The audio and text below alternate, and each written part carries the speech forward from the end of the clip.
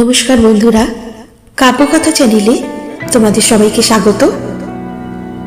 শুনছেন শরৎচন্দ্র চট্টোপাধ্যায় বিখ্যাত ছোট গল্প রামের সুমতির দ্বিতীয় পর্ব। গল্পটি ভালো লাগলে চ্যানেলটি সাবস্ক্রাইব করে পাশে থাকার অনুরোধ জানাচ্ছি। মাস দুই পরে একদিন তিনি নদী হইতে স্নান করিয়া পূর্ণ কলস নামাইয়া রাখিয়াই বলিলেন, নেত্য, সে বাদরটা কোথায়? বাদরটা যে কে তাহা বাটির সকলেই জানিত। নেত্য বলিল, ছোটবাবু এই তো ছিল, ওই যে ওখানে ঘুড়ি তৈরি করছে। নারায়ণী দেখিতে পাইয়াই ডাকিলেন, এদিকে আয় হতবাগা, এদিকে আয়, তোর জ্বালায় কি আমি গলায় দড়ি দিয়ে মরব? রামলাল আধখানা বেলের ভিতর হইতে কাঠি দিয়া খুঁচাইয়া আঠা বাহির করিতে করিতে কাছে আসিয়া দাঁড়াইল। নারায়ণী বলিলেন, সাতটাদের এক মাচা শশা গাছ কেটে দিয়ে এসেছিস কেন? তারা আমাকে কাটতে দেখেছে? তারা দেখেনি, আমি দেখেছি। কেন কেটেছিস বল? আমাকে বুড়ি মাগে অপমান করলে কেন? নারায়ণী জ্বলিয়া উঠিয়াই বলিলেন, অপমানের কথা পরে হবে, তুই চুরি করছিলি কেন তাই আগে বল। রামলাল রীতিমতো বিস্মিত ও ক্রুদ্ধ হইয়া বলিল, চুরি করছিল? কখনো না, এতটুকু একটু শশা নিলে বুঝি চুরি করা হয়? নারায়ণী আরো জ্বলিয়া বলিলেন, হ্যাঁ বাদর, 100 বার হয়। বুড়োধারী কাকে চুরি করা বলে ওই কচি ছেলেটা জানে। দাঁড়িয়ে থাক এক পায়ে, পাজি দাঁড়া বলছি। এ বাড়িতে কচি খোকা গোবিন্দ ছিল রামের বাহন। 24 ঘন্টায় সে কাছে থাকিত এবং সব কাজে সাহায্য করিত। রামের হুকুম মতো এতক্ষণ সে ঘুড়ি ধরিয়াছিল। গোলমাল শুনিয়া সেটা ছাড়িয়া দেয়া মায়ের কাছে আসিয়া দাঁড়াইল। রাম ইতস্তত করিতেছে দেখিয়া চট করিয়া বলিল, কাকা দাঁড়াও এক পায়ে, এমনি করে বলিয়া সে একটা পা তুলিয়া দাঁড়াইবার প্রণালীটা দেখাইতেছিল। রাম ঠাস করিয়া তাহার গালে একটা চর কষাইয়া দিয়া পিছন ফিরিয়া এক পায়ে দাঁড়াইল। নারায়ণী হাসি চাপিয়া ছেলেকে কোলে তুলিয়া লইয়া রান্নাঘরে গিয়া ঢুকিলেন। মিনিট 2 পরে ফিরিয়া আসিয়া দেখিলেন সে তেমনি করিয়াই এক পায়ে দাঁড়াইয়া কোচার খুঁট দিয়া ঘন ঘন চোখ মুছিতেছে। নারায়ণী বলিলেন, আচ্ছা যা হয়েছে, আর এমন করিস নে। রাম সে কথা শুনিল না, রাগ করিয়া তেমনি এক পায়ে দাঁড়াইয়া চোখ মুছিতে লাগিল। নারায়ণী কাছে আসিয়া তাহার বাহু ধরিয়া টানিতে গেলেন। সে শক্ত হইয়া দাঁড়াইয়া প্রবল বেগে ঝাড়া দিয়া তাহার হাত সরাইয়া দিল। তিনি হাসিয়া আর একবার টানিবার চেষ্টা করিতে সে পূর্বের মতো সবেগে ঝাড়া দিয়া নিজেকে মুক্ত করিয়া লইয়া এক দৌড়ে বাহিরে পলাইয়া গেল। ঘণ্টাখানেক পরে নৃত্যকালী ডাকিতে আসিয়া দেখিল চণ্ডীমণ্ডপের ওধারের বারান্দায় পা ঝুলাইয়া খুঁটি ঠেস দিয়া রাম চুপ করিয়া বসিয়া আছে। নৃত্যকালী বলিল, স্কুলের সময় হয়নি ছোটবাবু, মা ডাকছেন? রাম জবাব দিল না, যেন শুনিতেই পাই নাই, এইভাবেই বসিয়া রহিল। নৃত্য সামনে আসিয়া বলিল, মা চান করে খেয়ে নিতে বলছেন। রাম চোখ রাগাইয়া গর্জিয়া উঠিল, তুই দূর হ। কিন্তু মা কি বলছেন শুনতে পেয়েছ? না, পাইনি।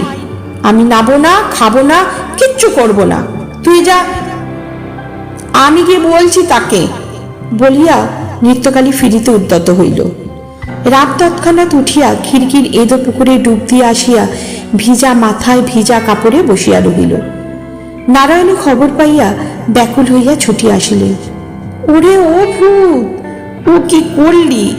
ও ডোবাটায় ভয়ে কেউ পা ধই না, তুই স্বচ্ছন্দে ডুব দিয়ে এলি। তিনি আঁচল ধরিয়া বেশ করিয়া তাহার মাথা মুছাইয়া দিয়া কাপড় ছাড়াইয়া ঘরে আনিয়া ভাত বাড়িয়া দিলেন। রাম বাড়া ভাতের সম্মুখে গোজ হইয়া বসিয়া রহিল।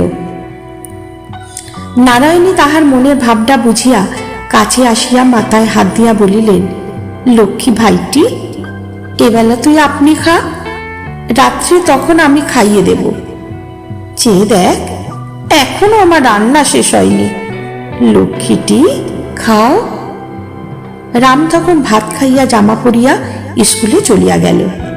নৃত্যকালী কহিল, তোমার জন্যই ওর সব রকম বদ অভ্যেস হচ্ছে মা। অত বড় ছেলেকে কোলে বসিয়ে খাইয়ে দেওয়া কি? একটু রাগ করলেই খাইয়ে দিতে হবে, ও আবার কি কথা? নারায়ণী একটি হাসিয়া বলিলেন, না হলে খায় না যে। রাত্রিরের লোভ না দেখালে ও ওইখানে একবেলা ঘাড় গুজে বসে থাকত, কিছুতেই খেত না। নৃত্যকালী বলিল, না খেত না, খিদে পেলে অমনি খেত, অত বড় ছেলে। নারায়ণী মনে মনে অসন্তুষ্ট হইয়া বলিলেন, তোরা ওর বয়সী দেখিস, বড় হলে বুদ্ধি হলে ওর আপনি লজ্জা হবে, তখন আর কোলে বসতে চাইবে না খাইয়ে দিতে বলবে। নৃত্যকালী ক্ষুণ্ণ হইয়া বলিল, ভালোর জন্যই বলি মা, নইলে আমার দরকার কি? 16-17 বছর বয়সে যদি ওর জ্ঞান বুদ্ধি না হয় তবে হবে কবে? নারায়ণ এবার রাগ করিলেন, বলিলেন, জ্ঞান বুদ্ধি সকল মানুষের একসময় হয় না নিত্য, কারো বা 2 বছর আগে, কারো বা 2 বছর পরে হয়। আর হোক ভালো না হোক ভালো, তোদেরই বা এত দূর ভাবনা কেন? নিত্য বলিল, ওই তোমার দোষ মা, ও যে কিরকম দুষ্টু হয়ে উঠেছে তা তো নিজেও দেখতে পাচ্ছ। পাড়ার লোকে বলে তোমার আদরেই ও। নারায়ণী রুক্ষস্বরে বলিলেন, পাড়ার লোকে আদরটাই দেখে, শাসনটা দেখে না। কিন্তু তুই তো পাড়ার লোক নোস, সমস্ত সকালবেলাটা যে এক পায়ে দাঁড়িয়ে কাঁদলে, পচা পুকুরে ডুব দিয়ে এলো, ভগবান জানেন জ্বর হবে কি না হবে, তারপরে কি বলিস, উপোস করিয়ে স্কুলে পাঠিয়ে দিতে? ঘরে বাইরে আমার অত গঞ্জনা সহ্য হয় না নেত্য। বলিতে বলিতে তাহার স্বর রুদ্ধ হইয়া 2 চোখ জলে ভরিয়া আসিল, আঁচল দিয়া চোখ মুছিলেন। এই কথা লইয়া কাল রাত্রে স্বামীর সঙ্গে যে সামান্য কলহ হইয়া গিয়াছিল সে কথা নেত্য জানিত না। অত্যন্ত লজ্জিত ও দুঃখিত হইয়া সে বলিল, ও কি মা, কাঁদো কেন? মন্দ কথা তো আমি কিছু বলিনি, লোকে বলে তাই একটু সাবধান করে দেবা। নারায়ণী চোখ মুছিয়া বলিলেন, সকল মানুষকে ভগবান একরকম করেন না। ও একটু দুষ্টু বলেই আমি যার তার কথা চুপ করে সহ্য করি, কিন্তু আদর দেবার খোটা লোকে দেয় কি বলে? তারা কি চায় ওকে আমি কেটে নদীর জলে ভাসিয়ে দিয়ে আসি? তাহলেই বোধ করি তাদের মনস্কামনা পূর্ণ হয়। বলিয়া কোনরূপ উত্তরের প্রতীক্ষা মাত্র না করিয়া তিনি দ্রুত পদে চলিয়া গেলেন।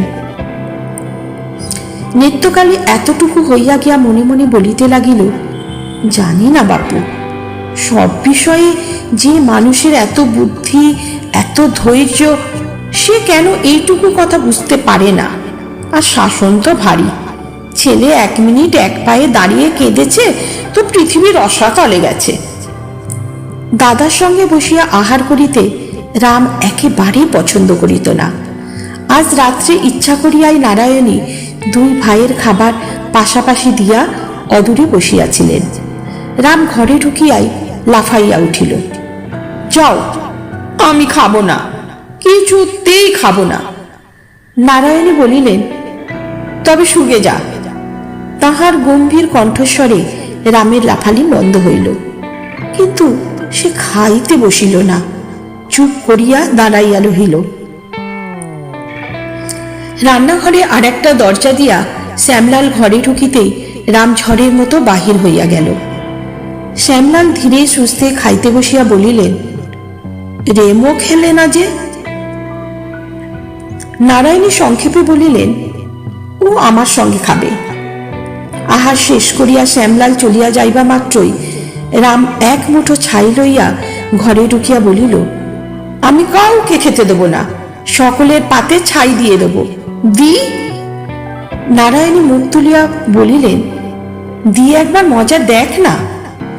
রাম ছাই মুঠা হাতে করিয়া সুর বদলাইয়া বলিল, ভারী মজা। সকালবেলা আমাকে ঠকিয়ে ভাত খাইয়ে দিয়ে এখন মজা দেখো না। তুই খেলি কেন? তুমি যে বললে রাত্রিরে।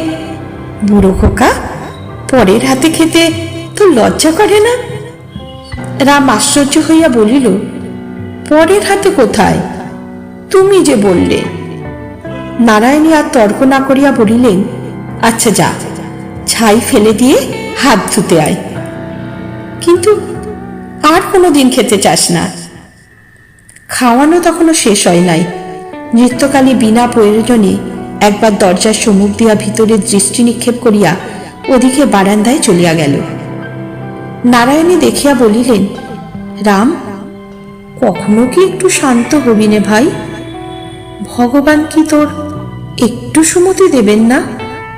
লোকের কথা যে আমি আর সহ্য করতে পারি নে।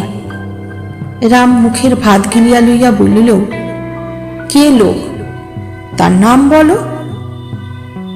নারায়ণী নিঃশ্বাস ফেলিয়া বলিলেন, ব্যাস, কে লোক, ওকে তার নাম বলে দাও এখন। নমস্কার বন্ধুরা, সবাই ভালো থেকো, সুস্থ থেকো। পরবর্তী পর্ব নিয়ে আগামী দিন আবার চলে আসবো তোমাদের কাছে।